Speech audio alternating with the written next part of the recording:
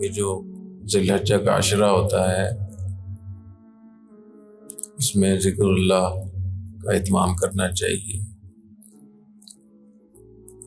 اور اس کو افضل ایام الدنیا ان کو کہا گیا ہے۔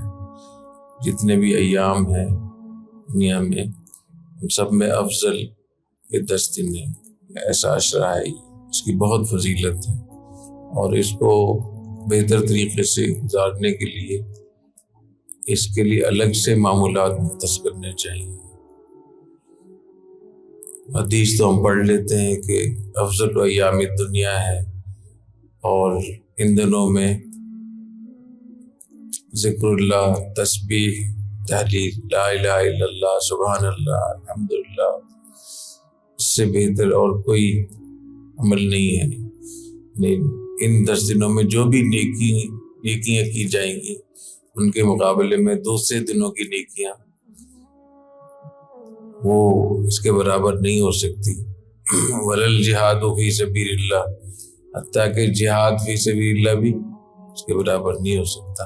ہاں، وہ مجاہد جو اپنی مال اور اپنی جان کے ساتھ محاذ پر گیا پھر واپس نہیں آیا، وَلَمْ يَرْجِعْ بِشَيْءٍ، اس کا یہ عمل تو افضل ہوگا۔ اس کے علاوہ جتنی بھی نیکیاں ہیں اس سے بڑی نیکی ان دنوں میں نیکی کرنا ہوگا، چاہے وہ آپ روزہ رکھیں، تلاوت کریں، انفاق فی سبیل اللہ کریں، نوافل پڑھیں۔ جب بھی اس قسم کی احادیث آپ پڑھیں سنیں، اس پہ عمل کا جذبہ بیدار ہونا چاہیے، اور طے کر لینا چاہیے کہ ان دنوں میں کتنی میں تلاوت کروں گا، کتنی مرتبہ لا الہ الا اللہ پڑھوں گا، تسبیح کتنی مرتبہ ہوگی، نوافل کتنے ہوں گے، سب چیزوں کا ایک نظم بنا لینا چاہیے۔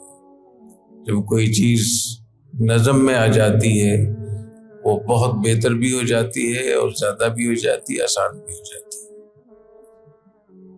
کسی وقت کسی دن کوئی نیکی کا کام کر لیں گے، اس سے کچھ بھی نہیں ہوتا ہے۔ ابھی جیسے آپ سن رہے ہیں، بیٹھے بیٹھے کوئی عزم کر لیں، روزانہ ان دنوں میں اتنی مرتبہ استغفار پڑھیں گے، اتنی مرتبہ لا الہ الا اللہ پڑھیں گے، اتنی مرتبہ سبحان اللہ کہیں گے، لا الہ الا اللہ وحدہ لا شریک لہ، لہ الملک ولہ الحمد وہو علی کل شیء قدیر۔ تلاوت کو بڑھا دیں، اگر ایک پارہ پہلے پڑھتے تھے تو 2 پارے شروع کر دیں، تہجد کا اہتمام شروع کر دیں، نوافل کا اہتمام شروع کر دیں، اور نیکیاں بڑھا دیں، لوگوں کے ساتھ حسن سلوک، لوگوں کی خدمت، انفاق فی سبیل اللہ، ان سب چیزوں کو بڑھانا چاہیے۔ اللہ تعالیٰ عمل کی توفیق عطا فرمائے۔ سبحانک اللہم بحمدک، اشہد ان لا الہ الا انت، استغفرک و اتوب الیک۔